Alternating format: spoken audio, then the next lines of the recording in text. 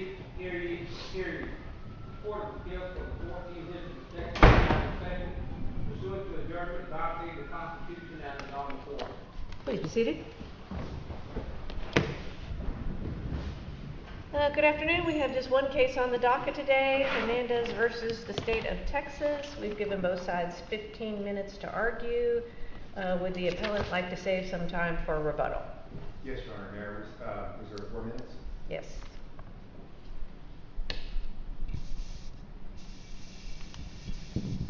We are ready when you are. Thank you.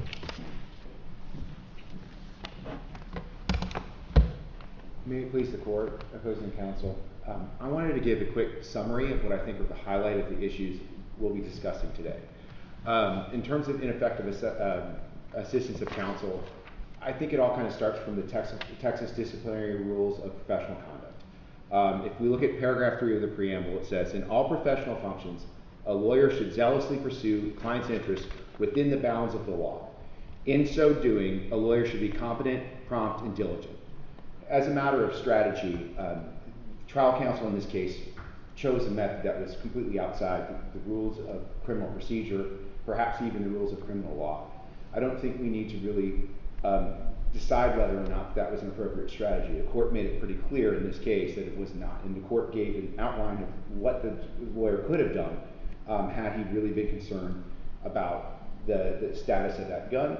And I think when we look at the impact on the jury and the nature of the case, I think that the ineffective assistance of counsel is not only apparent from the record, but the harm of that ineffective assistance, we have a juror who actually speaks to it. I think it's apparent from that record.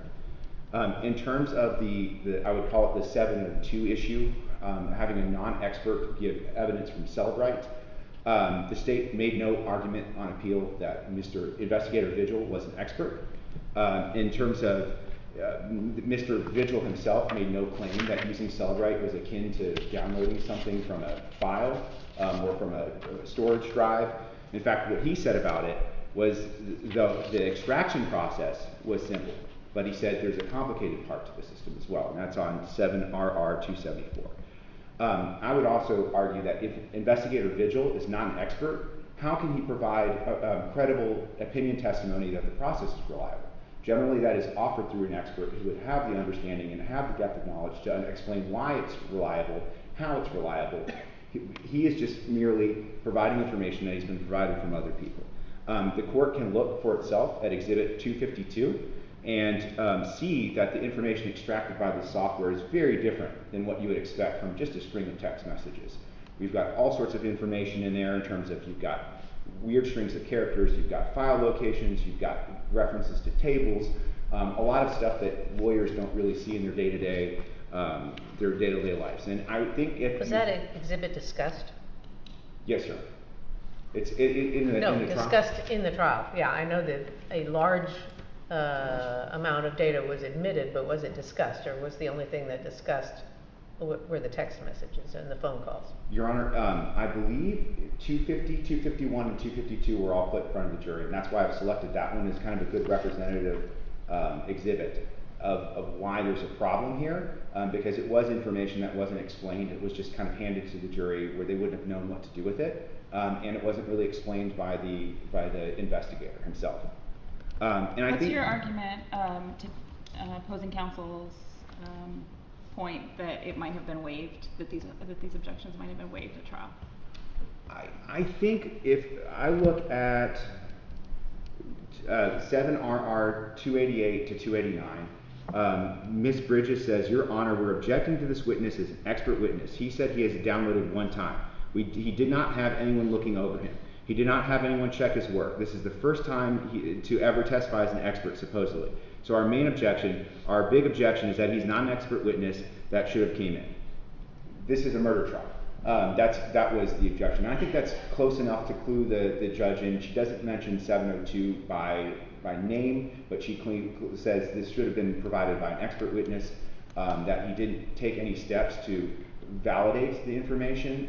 The one step that he claimed to have taken was look at one of I would call it kind of like a serial number from the phone, and he looked at the phone itself. He saw that number on there, and he looked at the extraction report. He didn't look at any of the text messages. He made it pretty clear that he couldn't, based on how he accessed that phone.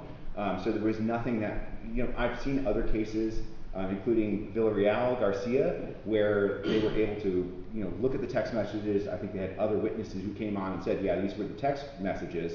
And I think that they would have another means of authenticating that and validating it and showing that it was reliable information. But there really wasn't anything like that here. It was simply, here's the Cellebrite extraction. It came out of I call it the software package, the hardware package, therefore I know it's correct, which I don't think is the appropriate. But other courts have held that that's sufficient? Not our court, but other courts of appeals have said that's enough? I will certainly say yes, Your Honor, but I will also say I looked through all of the briefing on all of those cases, at least the ones in Texas and in the Fifth Circuit, and I didn't see any technical information whatsoever. The courts were never asked to consider whether or not Cellebrite itself was reliable, and it was never argued on appeal. So I think generally the line of attack was simply, this isn't 702, you didn't comply with it, but there wasn't any reason for the court to maybe second guess the assertion that it was reliable. And I would say, if Cellebrite is out there saying that you need to use these methods, you need to validate your information, you need to use other tools, you need to use manual analysis, and you need to be trained before you can come in and testify that this is reliable, I think Cellebrite would be the appropriate authority, right? I certainly will concede that other courts have found that, but I just don't think any of the courts have considered this specific issue. They've never been asked to consider. But none of that was presented to the trial judge. None of what you're arguing now was presented to the trial judge.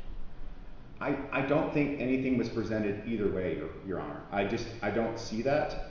But I think the burden would be on the state to make that showing, because 702 creates that burden on the proponent of the evidence to show it's reliable.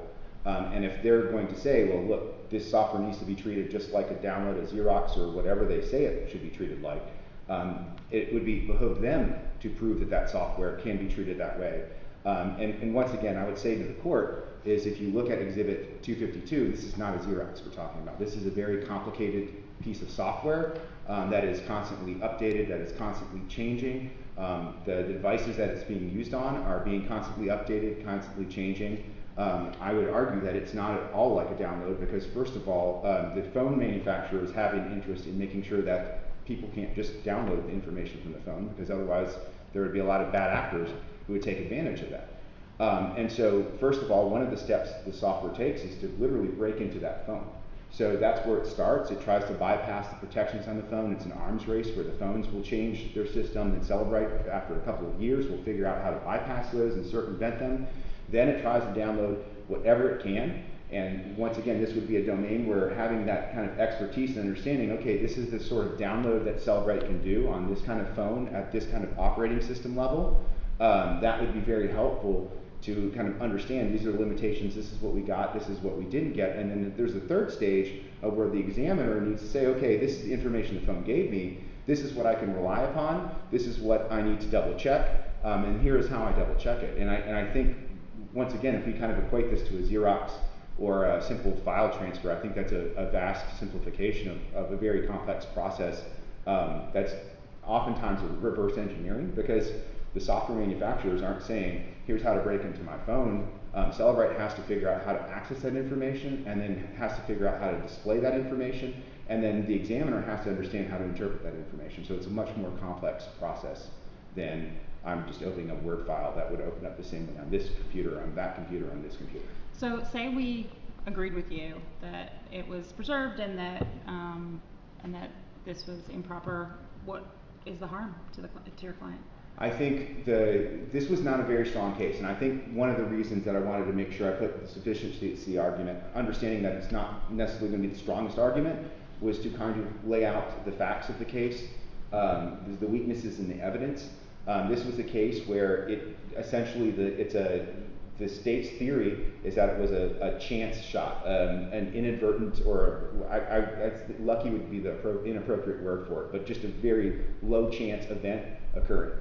And if we look at it that way, then the jury is looking at every piece of information that they can get. Every piece of information matters more, and we've got the parts about going to war, about shooting down, and that's the sort of information that they were primed with, and they may have looked at Mr. Hernandez very differently after having considered that information.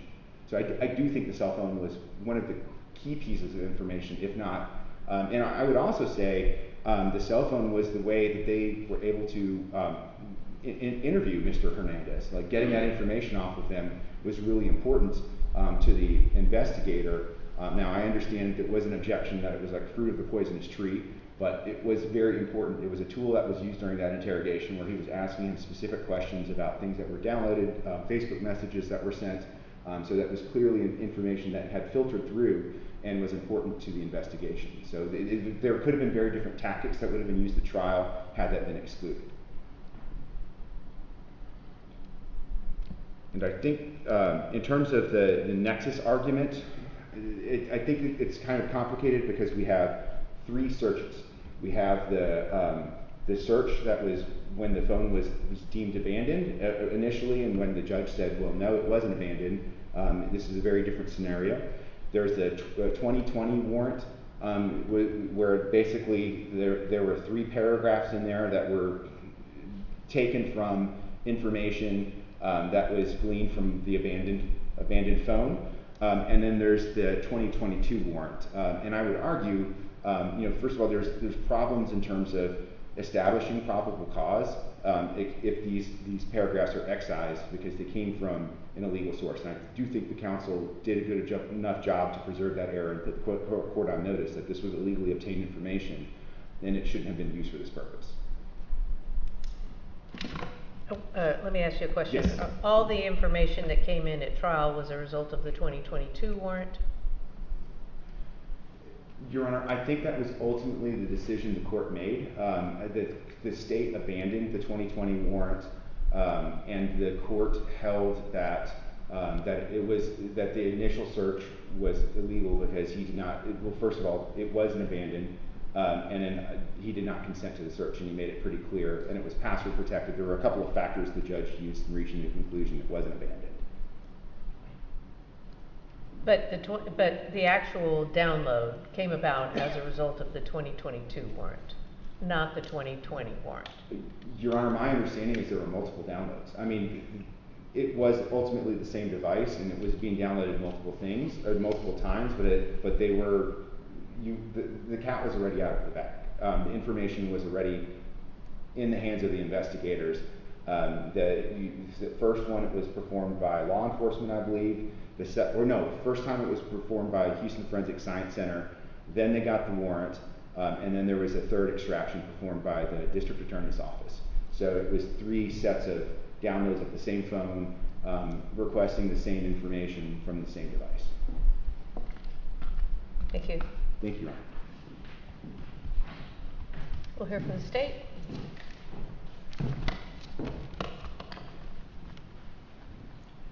May it please the court, my name is Clint Morgan. I'm an assistant district attorney of Harris County, and I represent the state of Texas. Mr. Hughes spent most of his time on the Cellbrite issue, so I'm going to start there. It's worth pointing out and asking the question, what is the potential harm of having a non-expert introduce this? And when you answer that question, you realize why courts are hesitant to treat this as a question of expert testimony.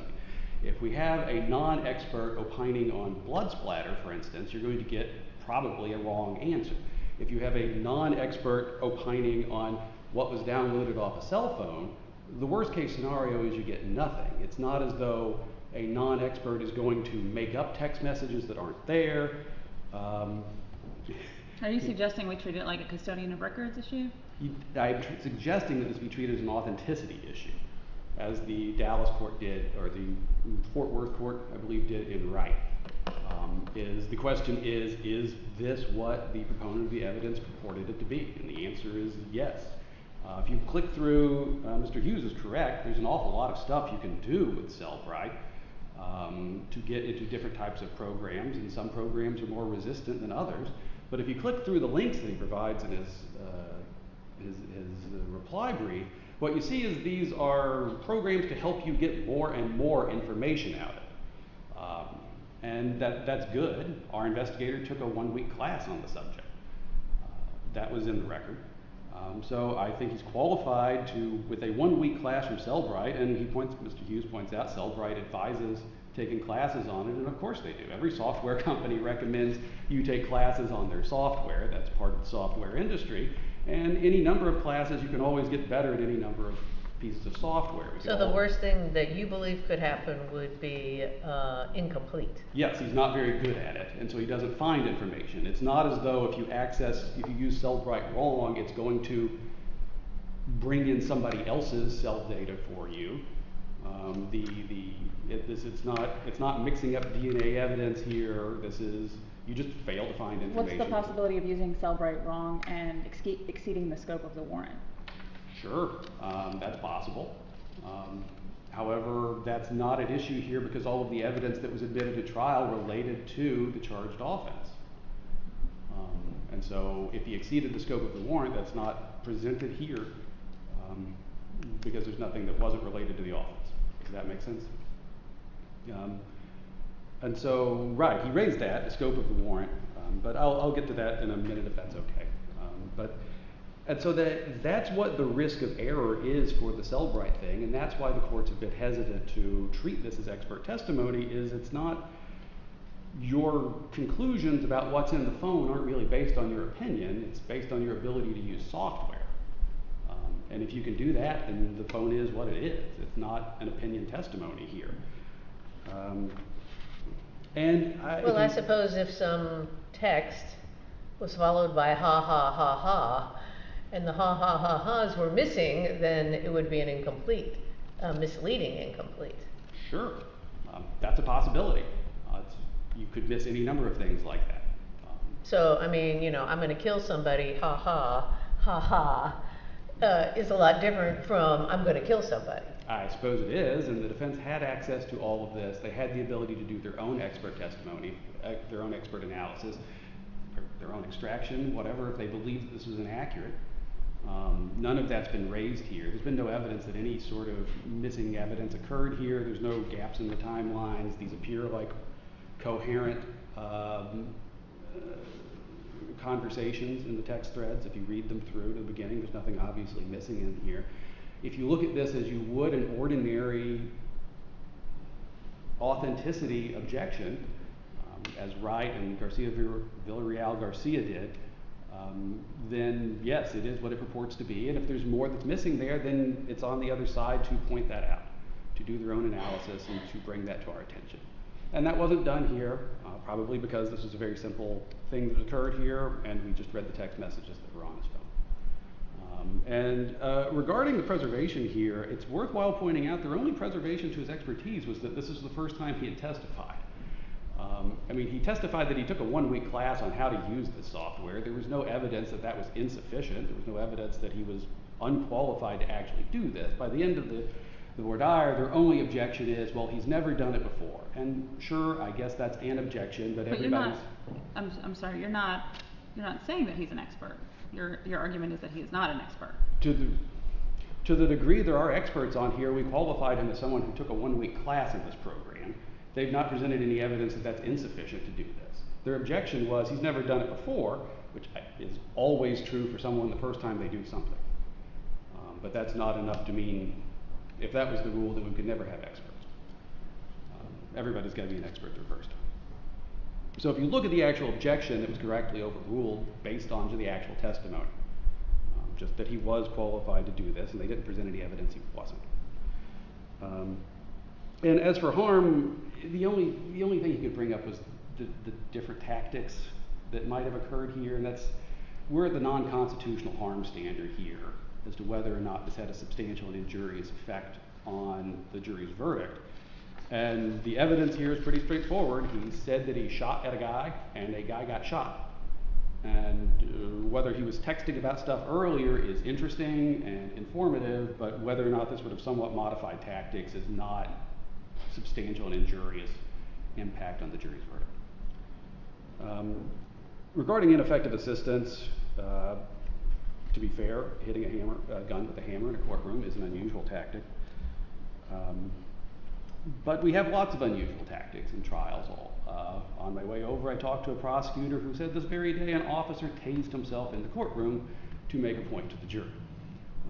Now, any sort of demonstrations like this have the potential to go well, they have the potential to go poorly, but these are strategic decisions that lawyers make all the time.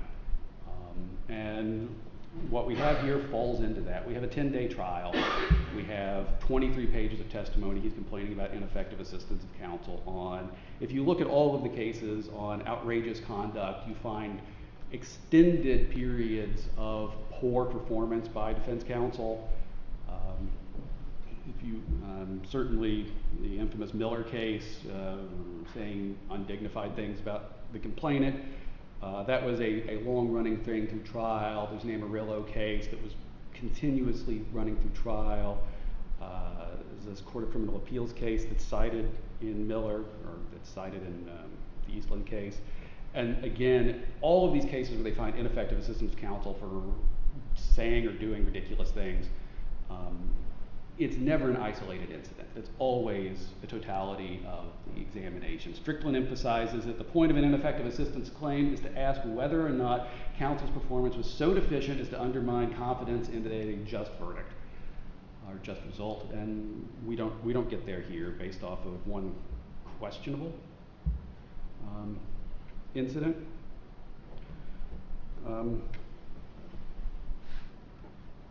I believe that's all I have here. Your Honor, do you have any further questions for me? Thank you. Thank you for your time.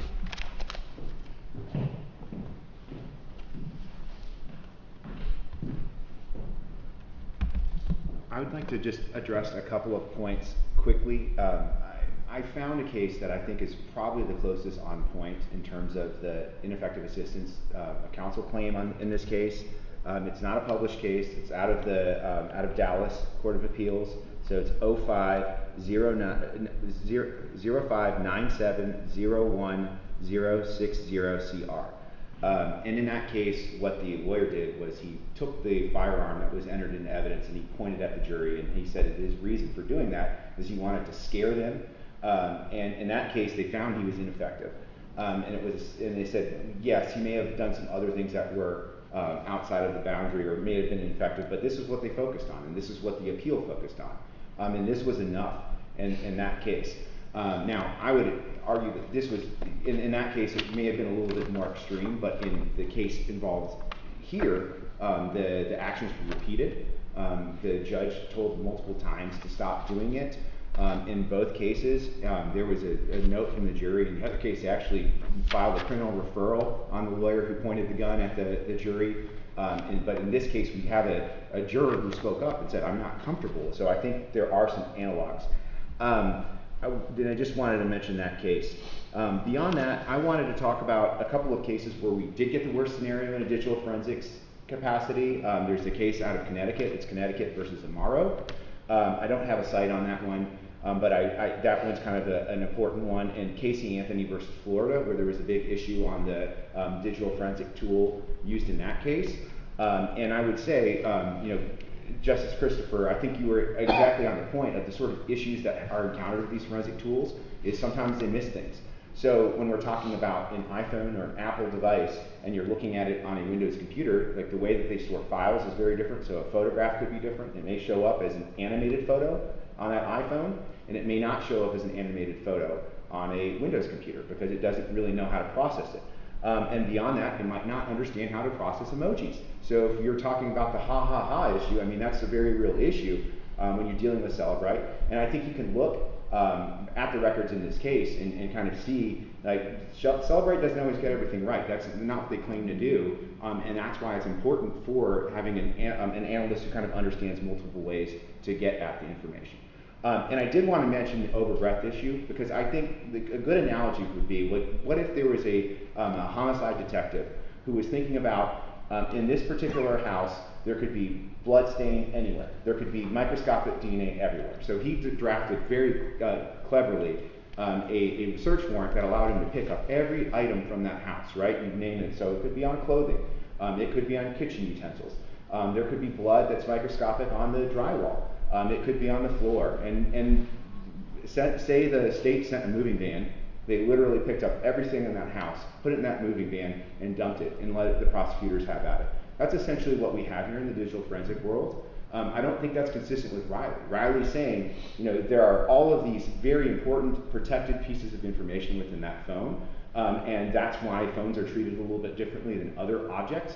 And saying, well, look, if the prosecutor, if the digital forensic investigator simply extracts everything they can from that phone and hands over all that information to the prosecutor and lets them sort it out, I think they're missing the boat, right? They are supposed to at least do some level of screening and say, these are the materials that are responsive to that search warrant. Because there's no reason in my mind why the prosecutor should have 1,700 pages, and this is just the report, right? This is not all the databases, it's not all the information that's stored in the databases. This is the summary report that was put into evidence to kind of demonstrate what was in that gun. Thank you. Thank you. Thank you for your arguments. The case of Hernandez versus the State of Texas is submitted. We are adjourned. All right.